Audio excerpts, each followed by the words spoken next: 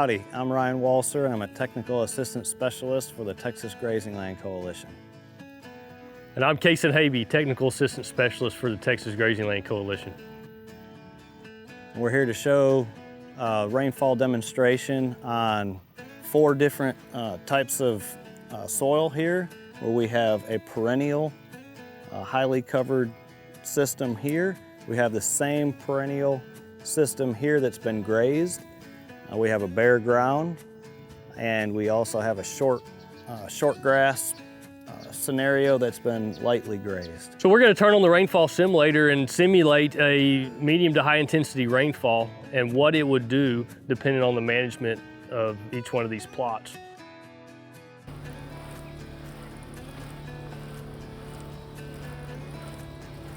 This demonstration is very powerful, especially because most of the time when it's raining, we're inside and we're not watching what's happening out on the land. And so this mimics a thunderstorm event or a heavy rainfall event where there's quite a bit of rain falling out of the sky in a short period of time. And seeing how the different land types with different types of cover on them are reacting to a rainfall event is really important, and it'll show us what we sometimes see after the fact, which is our runoff, but what we can't see is our infiltration. One of the first things I noticed when I watched the rain coming down on these plots is if you look at the tall grass portion over there, the leaves are moving each time the raindrops hit it. So those leaves are taking out that raindrop impact. And that doesn't seem very significant until you look at the bare ground plot and notice the splatters of soil that are hitting the whiteboard behind it. So every time one of those raindrops hits the soil, it's dislodging soil particles, and that's the first step in erosion.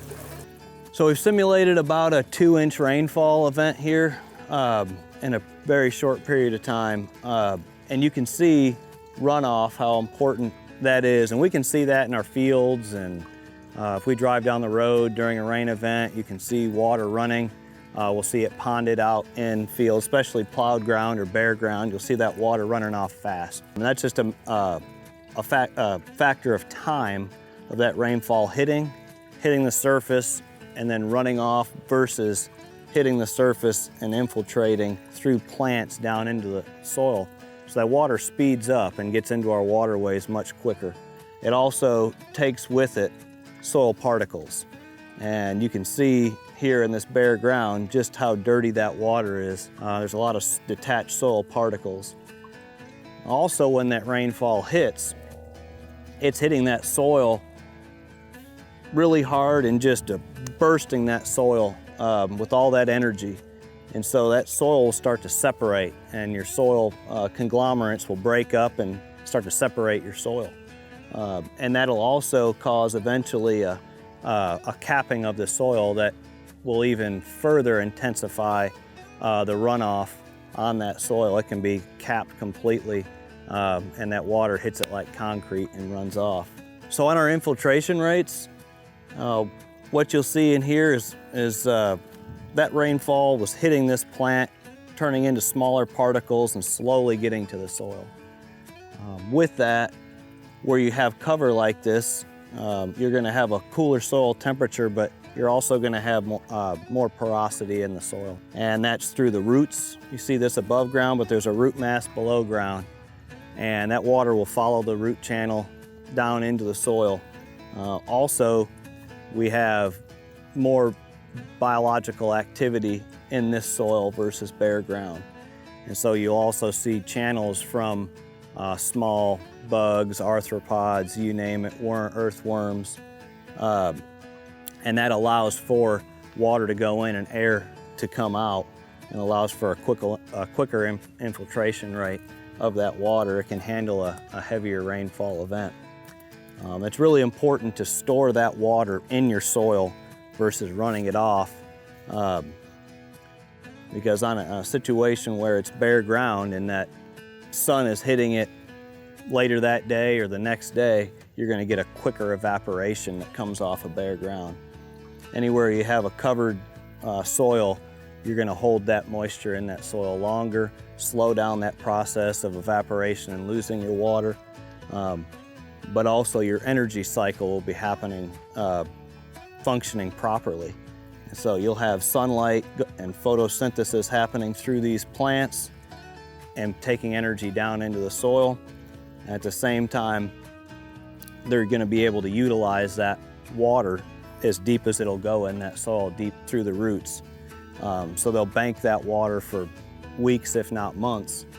And then over here, you might only get a couple of days, maybe 3 or 4 days. If it's sunny, maybe less, where you can actually get plants to grow in there.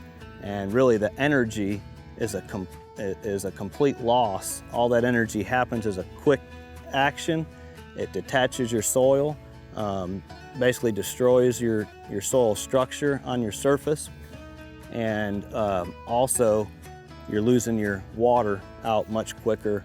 And so your soil temperatures will be greater, evaporation rate's greater, erosion's much greater, and it's your energy is working against you in that scenario versus this. As the water is infiltrated in these scenarios where it's covered, that water can go deep through the soil, past the roots, and into a rock layer, eventually down into aquifers.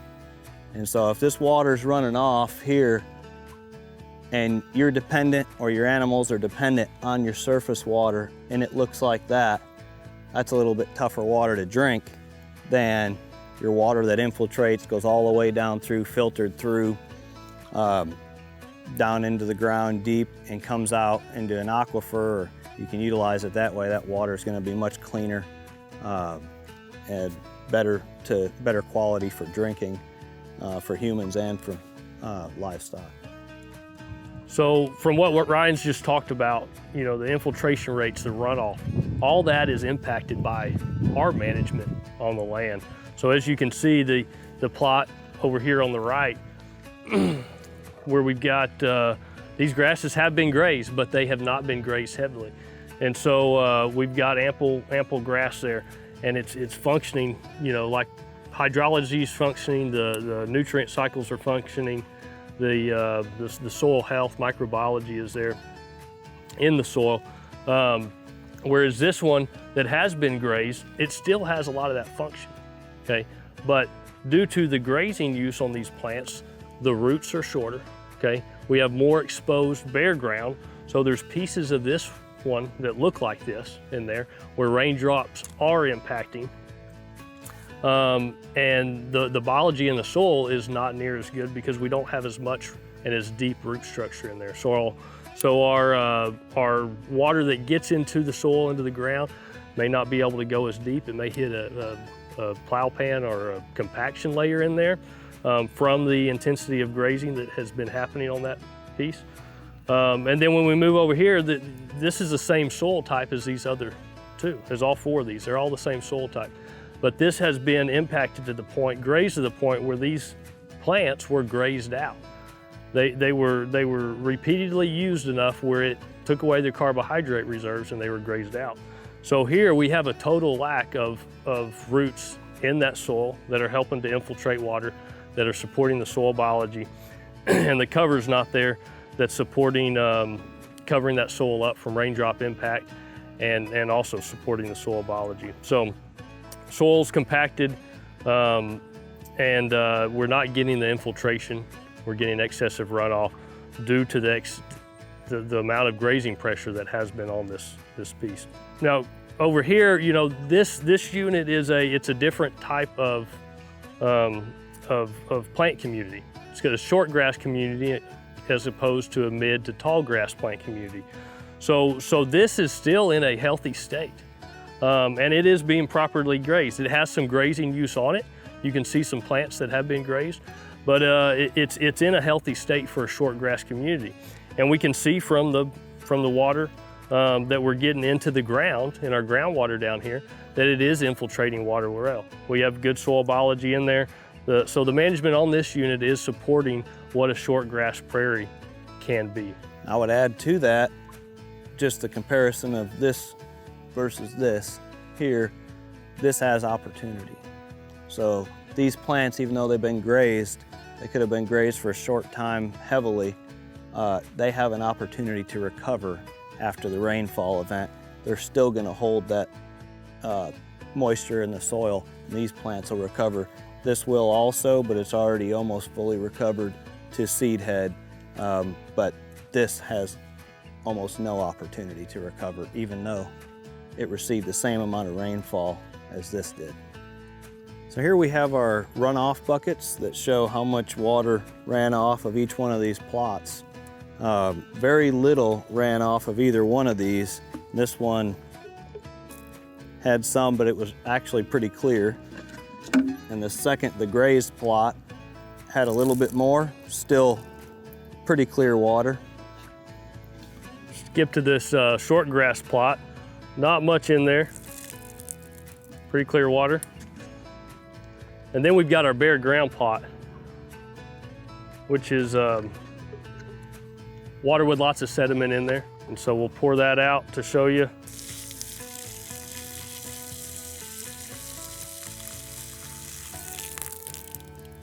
Almost all of that water from the bare ground plot went to runoff water. So if that's your pasture, sending water off to your neighbor, you're not capturing it. So we can only capture as much water as we get, and we want to capture as much as that as possible, especially in drier climates. Yeah. So we had, if there was a 2-inch rainfall event, which is pretty much what we had here, about probably 1.9 inches of that infiltrated on these covered soils, versus 1/10 or maybe 2/10 was effective rainfall or effective precipitation in that soil. The rest ran off.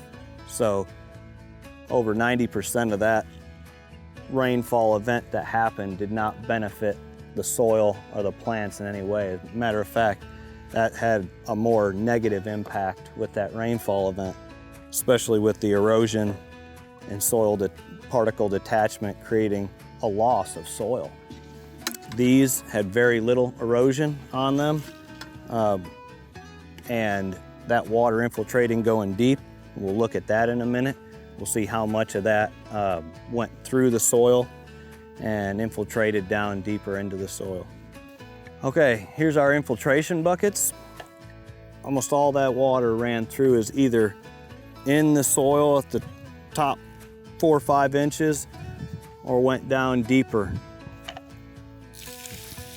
Pretty clean water, effective, and that would be the bank. So that water was stored in the soil bank here for future use for plants, etc. Some of it would leach even deeper and go into the aquifers. The grazed had a little bit less at the time of grazing. If it was done a month later and had another one and it had been rested, this amount probably would increase even more as the plant height got higher. Short grass plot, nearly as much as as our tall midgrass plot over there. Maybe a little bit more sediment in there, but it is nearly a full bucket. Go back here to the bare ground plot. And again, since most of our water ran off, we have very little water that made it to the groundwater.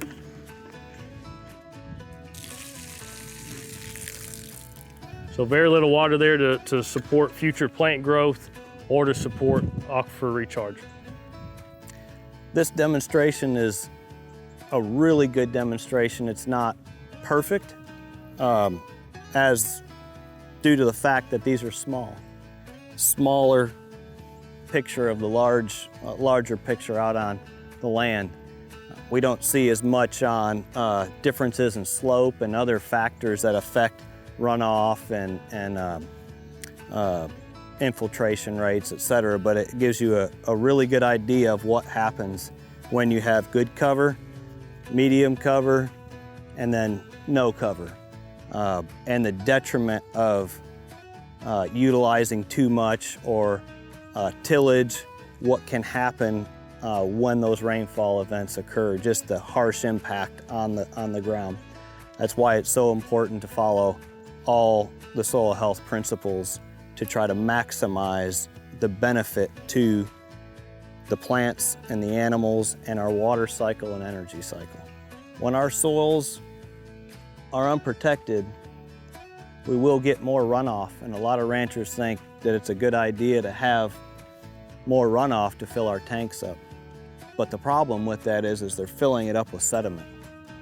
So the natural cycle would be for that water to funnel through the soil, down, hit a layer that's impermeable, whether it's a heavy clay or a rock layer, and then move laterally through the soil and fill that tank up slower and with more groundwater versus the runoff surface water. This surface water, when it's runoff from bare ground like this tank will hold less and less each year of storage of water and create many other problems that can affect cattle, bogging in tanks, etc. Water quality is much worse. If you've applied any fertilizers or anything, whether it's a herbicide, chemical, that can detach with it and end up in our water bodies. All those are side effects that are negative that we don't always see and understand how that works. And if you think of that on a public water supply standpoint, you know, that water is ending up in public water sources, lakes and reservoirs that are used for public water supply. So that sediment, nutrients, contamination can end up in there. It can also, just due to the time factor we talked about, the faster that water runs off and gets into our the ditches to the creeks to the rivers, can really enhance a flooding situation as well. If it's moving through range that looks like these, it's going to slow that process down, and all that water is not hitting our main river systems at the same time. So that you can actually create a flooding problem that gets much worse if you have more land in bare ground than fully covered and armored.